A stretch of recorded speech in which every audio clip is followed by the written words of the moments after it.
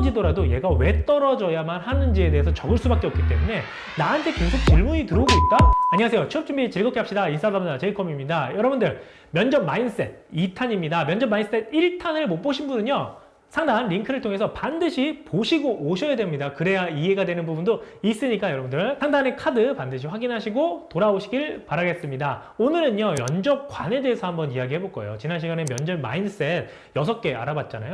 면접관이란 어떤 사람이고 그분들이 왜 그런 질문을 하고 그리고 어떻게 그 질문들을 구성해 나가는지 한번 알아보려고 합니다. 좋아요, 구독, 알람 설정 부탁드려요. 먼저 우리를 평가하는 사람이 누군가요? 면접관입니다. 면접관이 누구인지를 한번 생각해 보셔야 될 것 같은데요. 면접관은 회사의 시각으로 회사를 대신해서 우리를 평가하는 사람을 면접관이라고 얘기합니다. 중요한 포인트죠.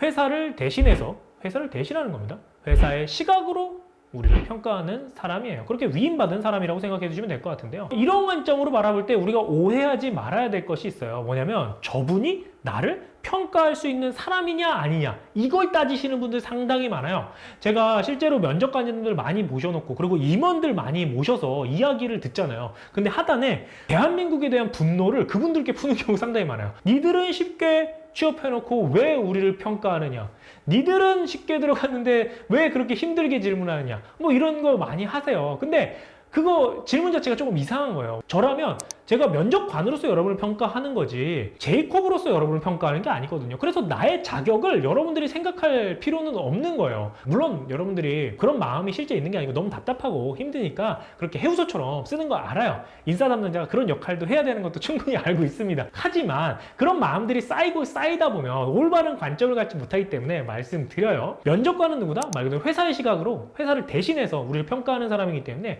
개인으로 바라보시면 안 된다는 겁니다. 그래서 네가 나를 판단해? 이런 관점으로 가지 마세요. 그럼 어떤 관점을 가져야 되냐? 네가 나를 판단해? 그게 아니고 저 사람이 못났든 잘났든 대단한 사람들 그건 다 상관없어요. 진짜 솔직히 말하면 또라이가 있을 수도 있어요. 근데 그게 바로 조직입니다. 그 또라이는 내가 이래야 되는데 그분을 어떻게 설득할 것인가? 내가 앞에 계신 그 한 사람도 설득하지 못한다면 앞으로 만날 고객 100명은 어떻게 설득할 것이지? 내가 앞으로 만날 더 험난한 길은 어떻게 이겨낼 것인지, 이렇게 생각하시는 게 어떻게 보면 조금 더 긍정적이고 또 발전적인 사고라는 겁니다.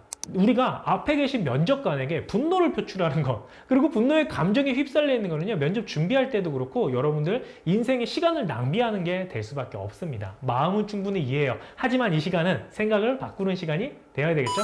자, 그리고 면접관은요, 기본적으로 나이가 어떻게 될까요? 아주 작은 스타트업을 제외하고는 조금 연세가 좀 있으시겠죠. 그렇다면 자연스럽게 우리가 생각할 수 있는 거는 면접관은 꼰대다, 왜 그런 이야기를 하냐, 왜 기분 안 좋게 그걸 묻냐, 이런 거 많이 생각하시잖아요. 기본적으로 막 공백기만 물어봐도 되게 기분 나빠요. 그리고 학점 낮으신 분은 학점 낮은 거 물어보면 또 기분 나빠요. 이런 걸로 사람을 판단하면 어떻게 하는 거야?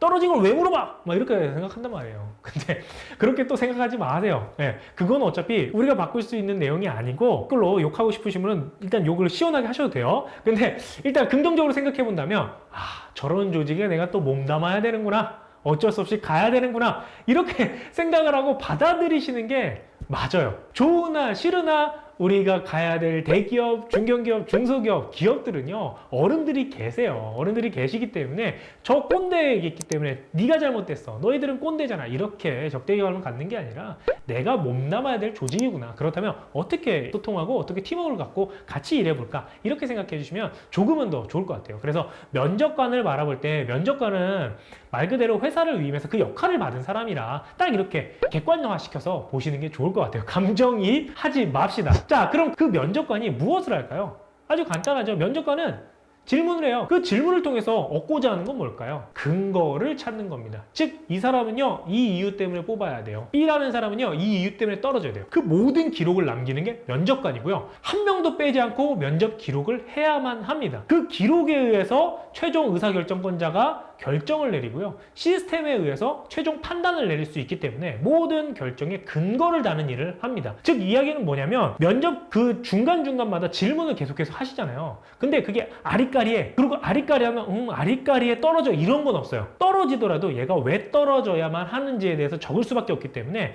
나한테 계속 질문이 들어오고 있다? 그 이야기는 근거를 찾으려는 거구나. 그러면 나는 어떻게 생각해야 돼요? 근거를 말을 해줘야 되겠구나. 아직도 근거가 명확하지 않으시네? 라고 생각해 주시는 거. 그런 포인트 잡으시는 게 매우 좋을 것 같아요. 자, 그렇다면 면접관은 왜 이 근거를 찾으려고 노력을 할까요? 아까 잠깐 말했듯이 이게 근거를 안 찾아놓으면 위로 올라갈 수도 없고 시스템에 기록에 남지 않은 것, 그것도 이유가 있겠지만요, 면접관이 위임을 받았다는 것은 여러분 회사 내에서는 다양한 의미를 갖고 있어요. 회사에서 진짜 어중이 떠중이 아무나 면접관으로 오지 않아요. 그 회사에 대표할 수 있을 만한 분들, S급 인재들, 높으신 분들, 정말 중요한 사람들이 오셔서 면접을 봅니다. 근데 그 면접을 보는 게 면접관 입장에서도 되게 부담되는 일이에요. 왜냐면 큰 기업들은요, 면접관의 히스토리를 다 관리합니다. 즉 A라는 면접관이 A라는 지원자를 합격시켰어. 근데 A라는 지원자가 회사를 다니다가 조기 퇴사해, 혹은 A라는 지원자가 회사에 와서 너무 일을 못해. 그럼요, 그런 히스토리가 남아서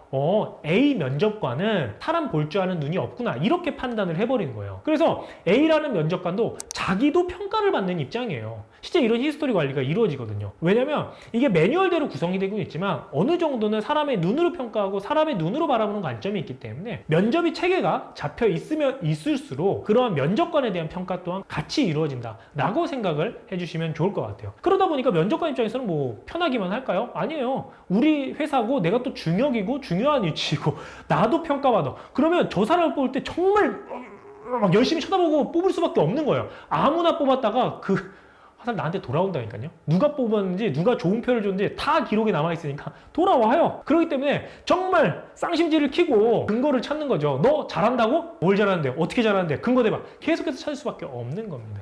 예. 그래서 그분들이 하는 것이 계속해서 근거를 찾는 일이고요. 그럼 마지막 어떤 방식으로 그 근거를 찾아나가냐? 뭐 여러 가지 방식이 있죠. 근데 면접관도 사람이잖아요. 뭐 하나의 질문으로 모든 걸 파악하고 이런 사람 없어요. 이런 걸로 다 끝낼 수 있다라고 하는 사람 이거 사기꾼이에요. 없고요. 면접관도 사람이기 때문에, 그리고 이전 영상을 통해서 말씀드렸죠. 뭐다? 그냥 여러 개의 질문을 통해서 종합적으로 하나 답변 잘했어? 그럼 10% 올라가고, 하나 답변 잘했어? 20%, 하나 답변 30%인 거예요. 그래서 면접관님들이 근거를 모으고 합격이라는 그런 결론을 내릴 때까지 하는 것보다 꼬리 질문이에요. 꼬리 질문. 명쾌한 이야기를 들을 때까지 계속해서 본인이 질문해 나가는 거예요. 그때 목표를 어떻게 세운 거예요? 그렇게 했어요? 그러면 그때 본인이 했던 건 뭐예요? 팀 내 기여도가 몇 %라고 생각하세요? 그럼 그 나머지 %는 왜 못했죠? 왜 성공한 거죠? 이렇게 꼬리 질문을 해 나가면서 그 근거에 데이터를 쌓아 나가는 것이 면접관이 해야 되는 일이다. 이렇게 생각해 주시면 좋을 것 같아요. 자, 면접관에 대해서 정리를 해봤습니다. 면접관은 뭐다? 회사의 시각으로 회사를 대신해서 우리를 판단하는 일을 하는 사람이다. 그리고 면접관도 회사원이기 때문에 평가받는 상황에서 대충 뽑을 수 없다. 그리고 근거를 계속 찾으려고 노력한다. 그걸 어떻게 찾는다? 꼬리 질문을 통해서 찾으려고 할 것이다. 우린 이 기본적인 개념을 갖고 있으면 답변할 때 다른 거 다 필요 없어요. 그냥 주장하고 근거 답변 끝. 사실 이게 기본 골자라는 거 생각해 주시면 좋을 것 같습니다. 자, 이렇게 오늘은요 면접관에 대해서 한번 알아봤는데요. 다음 시간에는요 뭘까요? 네, 안 알려드립니다. 여러분들 궁금하시다면 알람과 좋아요 신청 꼭 해주시고요. 구독 신청 부탁드릴게요. 이만 물러가겠습니다. 안녕.